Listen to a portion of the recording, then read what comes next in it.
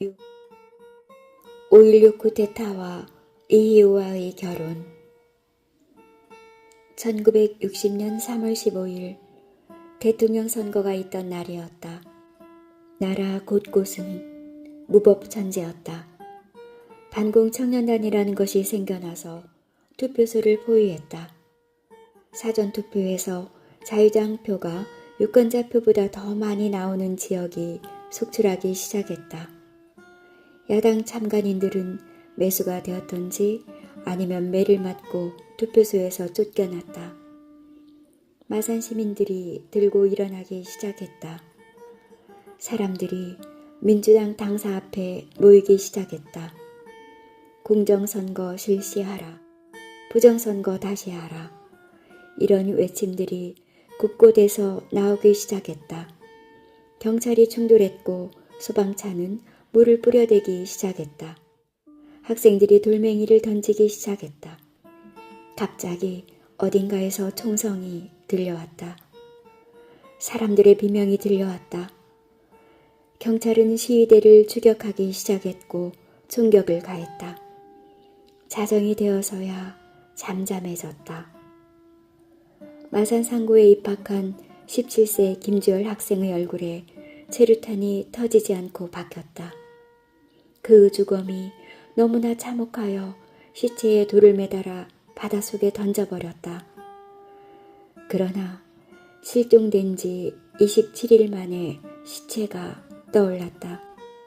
민주당 의원들은 4월 6일에 부정선거 규탄 가두 시위를 시작했다.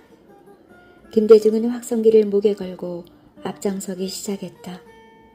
아내는 죽고 없었고 정권을 잡기 위해 눈에 도끼가 서려 있는 독재 권력 앞에서 시위를 한다는 것은 자살행위나 마찬가지였다. 그러나 김대중은 할 수밖에 없었다.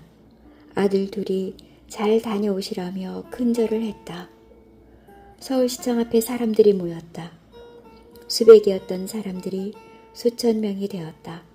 수만 명의 시민들은 길에서 시위대를 지켜보고 있었다. 부정선거 다시 하라. 김대중은 선동을 시작했다. 사람들은 환호성을 질렀다. 시위대는 10,000명을 넘어섰다. 을지로를 행진하면서 김대중은 목이 터져라 소리치기 시작했다. 이승만 정권 물러가라. 사람들은 김대중의 말을 따라하기 시작했다. 고등학생들의 시위가 벌어졌다. 그러다 4월 18일 고려대생들이 교문을 나와서 국회의사당 앞에 1,000여 명이 집결했다. 연좌 농성을 하기 시작했고 고등학생과 시민들이 그 뒤를 따랐다. 저녁이 되자 무장괴한들이 무기를 들고 시위대를 덮쳤다. 깡패들이 시위대를 공격한 것이다. 4월 19일 아침이 되자 신문들은 일제히 고려대생 피습 기사를 찍어댔다. 시민들은 불안감과 분노가 교차되는 심사가 됐다. 오전이 되자 서울대생들이 거리로 뛰쳐나왔다. 전국의 학생들이 캠퍼스에서 나와 거리로 물려들었다. 학생들은 경찰 저지선을 무너뜨리며 시가지를 장악했다. 신촌과 서울역 등이 인파로 가득 찼다. 일부 학생들이 소방차를 뺏어 타고 대통령 관저로 향했다. 시위대가 접근하자 경찰이 발포하기 시작했다. 총구가 불을 뿜었다. 선두에 있던 학생들이 쓰러졌다. 종소리에 놀라서 사람들이 흩어졌다. 그러다 학생들이 흘리는 피를 보고 시위대는 다시 몰려들었다. 경찰과 대치하던 학생들이 대통령이 있는 경무대로 옮겨가자 총알이 사정없이 쏟아졌다. 시민들의 구호가 바뀌었다. 이승만은 물러가라. 서울에는 비상계엄령이 내렸다. 서울신문 사옥이 불타올랐다. 그 당시 서울신문은 여당의 기관지였다. 또 반공회관이 불탔다. 시위는 부산, 대구, 인천, 광주, 전주 등 전국으로 번졌다. 정부는 오후 5시에 전국 비상계엄령을 선포했다. 4월 25일 전국의 대학 교수들이 플래카드를 앞세우고 시위를 했다. 3.15 부정선거와 4.19 사건이 책임을 지고 대통령과 국회의원 또 대법관이 사임을 해야 한다는 성명을 발표했다. 시위대는 깡패 이마수, 이정재의 집을 부쉈다. 26일 오전이 되자 시민들이 세종로로 모였다. 오전 10시가 지나자 시위대는 10만 명이 넘게 모였다. 이기붕의 집은 파괴되었고 도심은 혼돈으로 가득 찼다. 시위대는 늘어났고 군인들은 긴장했다. 시위대들이 대통령에게 가려고 했다. 계엄사령관 송유찬 중장은 시민대표 14명을 데리고 대통령과 면담을 시도했다. 학생들은 민심을 대통령에게 직접 전했다. 그리고 대통령에게 사임을 권했다. 이승만은 이렇게 말했다고 한다. 젊은이들이 부정을 보고 걸게하지 않으면 나라가 망합니다. 정말로 부정선거가 있었다면 학생들이 일어선 것은 참으로 옳은 일입니다. 또 그런 부정선거가 있었다면 나는 물러나야 마땅합니다. 오전 10시 20분 확성기에서 이승만 대통령의 하야 소식이 흘러나왔다. 거리는 만세를 부르는 군중들로 뒤덮였다. 이승만의 하야 성명이 라디오에서 흘러나왔다. 나는 해방 후 본국에 돌아와 우리 여러 애국 애족하는 동포들과 더불어 잘 지내왔으니 이제는 세상을 떠나도 여한이 없습니다. 나는 무엇이든지 국민이 원하는 것이 있다면 민의를 따라서 하고자 할 것이며 또 그렇게 하기를 원했던 것입니다. 국민이 원한다면 대통령직을 사임하겠습니다. 4월 28일 이승만은 경무대를 떠나 사저인 이화장으로 거처를 옮겼다. 4.19 혁명이 끝난 이후 내각 책임제를 실시하게 되었다. 김대중은 민주당 후보로 인제에서 출마하였으나 패하고 말았다. 그러나 민주당은 선거에서 대승을 거두게 되었다. 윤보선이 제4대 대통령으로 선출되었고 장면이 총리가 되었다. 장면은 김대중을 아껴서 총리가 되자마자 그를 따로 불렀다. 대중씨가 대변인을 해줬으면 하는데 어떤가? 저는 의원도 아니고 원외의 저에게 대변인을 맡기셔도 괜찮겠습니까? 조재천 의원이 법무부 장관으로 올라가면서 대중군을 추천했네. 현석호 의원이랑 몇몇 의원들도 대중군이 대변인을 하는 게 좋다는 의견인데 어떤가? 김대중은 쟁쟁한 의원들이 자신을 지지한다는데 감격하여 가슴이 벅차오름을 느꼈다. 정이 그러시다면 제가 최선을 다해 노력하겠습니다. 수락할 수밖에 없는 일이었다. 이로써 김대중은 집권 여당의 간부가 되었다. 일부 의원들이 반대하는 목소리를 냈지만 장면 총리가 모두 막아주었다. 그만큼 김대중은 장면의 신임을 받은 것이었다. 그때 당시에 민주당은 구파와 신파로 나뉘어 내부 싸움이 벌였다. 윤보선이 이끄는 구파와 장면을 앞세운 신파의 싸움이었다. 구파는 86명의 의원으로 민주당 구파동지회란 이름의 원내 교섭단체를 만들기 시작하더니 결국 집단 탈당하여 1961년 2월 20일 신민당을 만들었다. 신민당은 야당이 되었고 민주당으로부터 정권을 빼앗아올 궁리만 하고 있었다. 이것을 윤보선 대통령이 지원하고 있었다. 4.19 혁명이 끝나고 나라는 여러 가지 자유가 판을 쳤다. 언론은 정부를 공격했고 연일 여러 가지의 시위를 벌였다. 나라는 온통 어수선한 혼돈이었다. 혁신 세력으로 불리는 세력은 남북 통일의 문제들을 가지고 과격한 주장과 시위를 했고 밤에는 횃불을 쳐들고 거리를 누볐다. 이러한 혁신계는 통일사회당, 사회대중당 등이 되어 나라를 혼돈의 구렁으로 몰아넣었다. 김대중은 대변인으로 활동하면서 여러 가지 사회 문제에도 관심을 가지게 되었다. 그러던 어느 날 김대중을 누르고 당선이 된 인제의 의원은 3.15 부정선거에 관련된 것이 밝혀져서 의원직을 박탈당했다. 1961년 5월 13일에 보궐선거를 치르고 김대중은 민주당 후보로 당선이 되었다.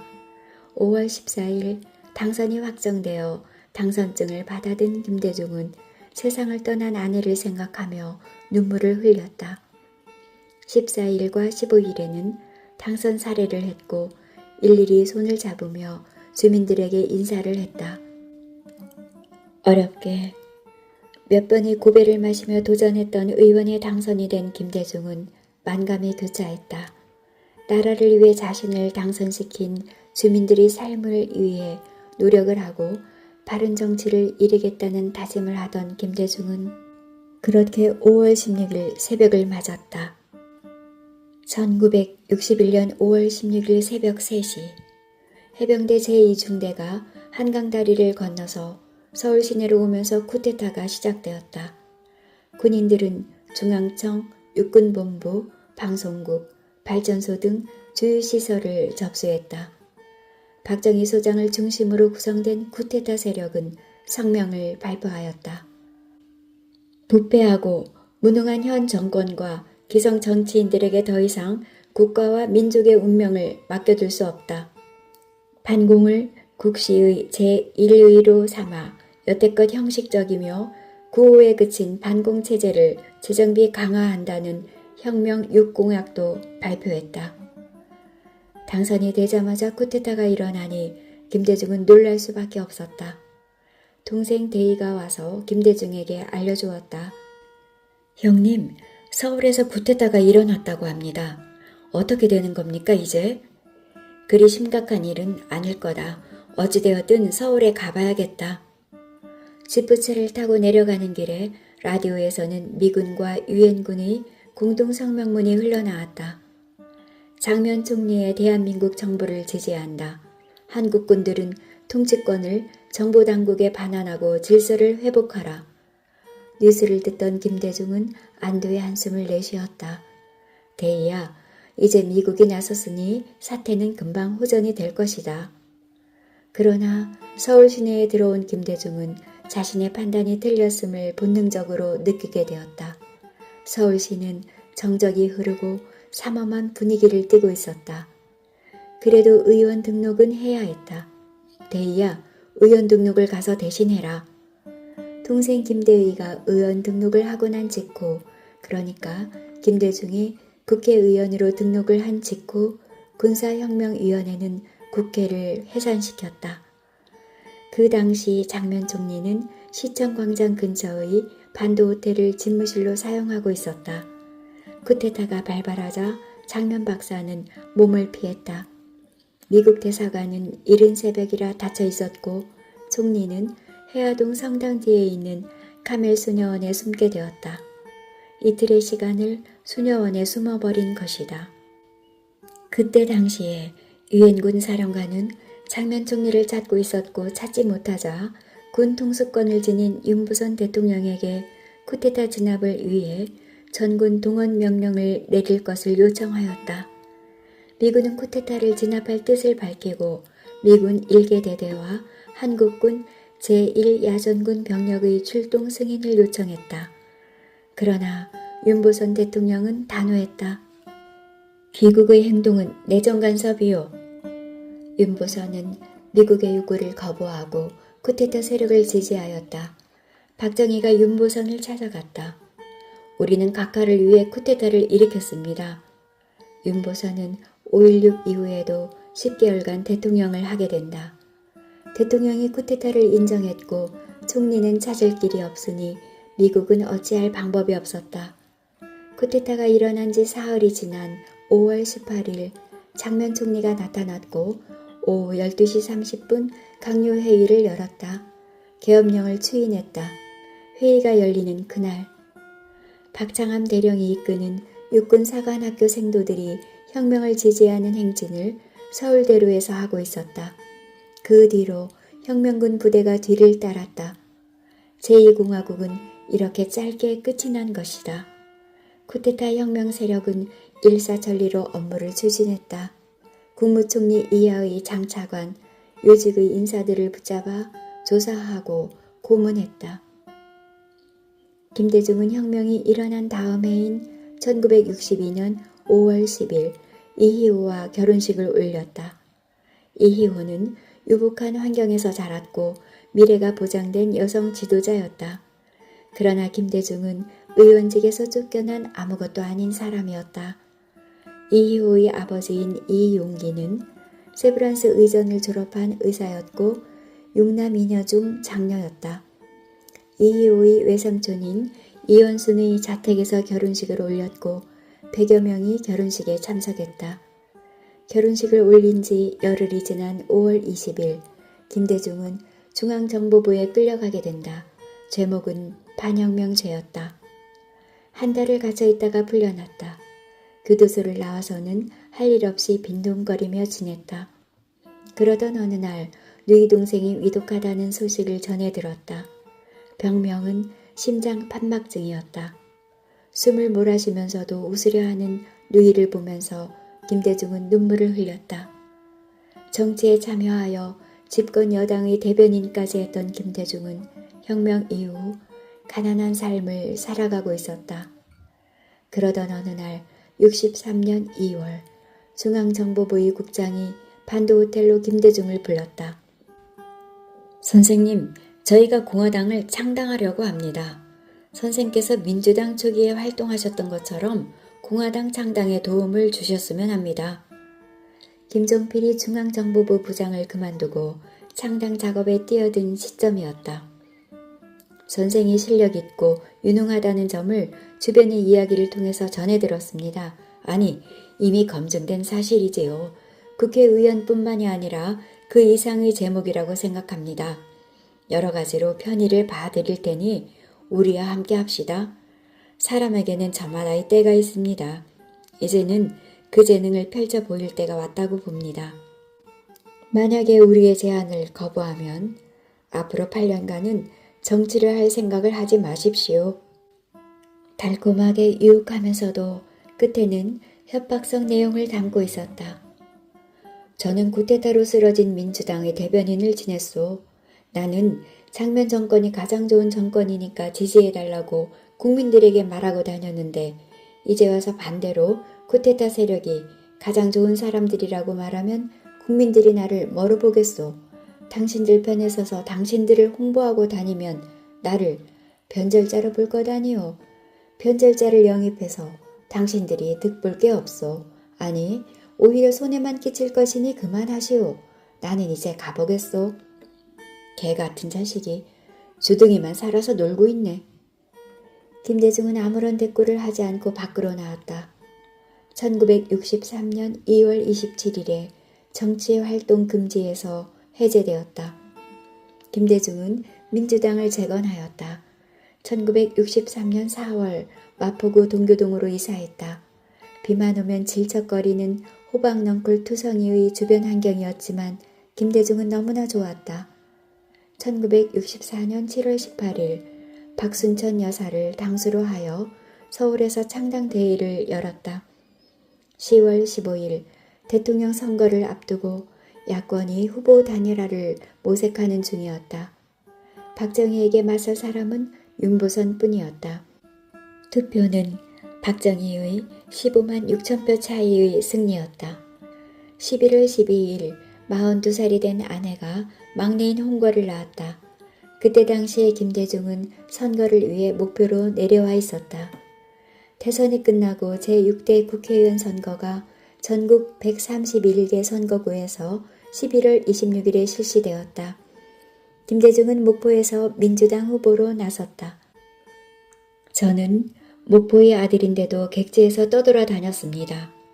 목포에서 가장 먼 곳 강원도 인제에서 출마했습니다. 그리고 천시만고 끝에 국회의원이 되었습니다. 집권당 대변인으로 활동했었습니다. 강원도도 저를 알아주고 서울에서도 인정해 주는데 고향에 돌아온 저를 목포 시민들이 외면해서야 되겠습니까? 고향에서 패하면 돌아갈 곳이 없습니다. 저를 키워주십시오. 큰 인물이 되어 보답하겠습니다. 선거는 혼탁에 졌고 공화당은 권력을 이용하여 선거를 방해했다. 그러나 목포경찰서 정보반장 나승원 경사가 부정선거 비밀지령을 폭로하였고 이 결과로 판세가 기울어 김대중은 압도적인 표차로 당선되었다. 건노갑과 엄창록이 김대중의 선거를 위해 열심히 뛰었다. 목포는 김대중이 승리하였지만 170개 의석 중에 110개를 공화당이 차지했다. 민주당은 겨우 13석의 승리였다. 선거가 끝나자 김대중은 서울로 올라가서 막내 아들을 안아보았다. 제3공화국이 출범하자 첫 과제로 한 것은 한일국교 정상화였다.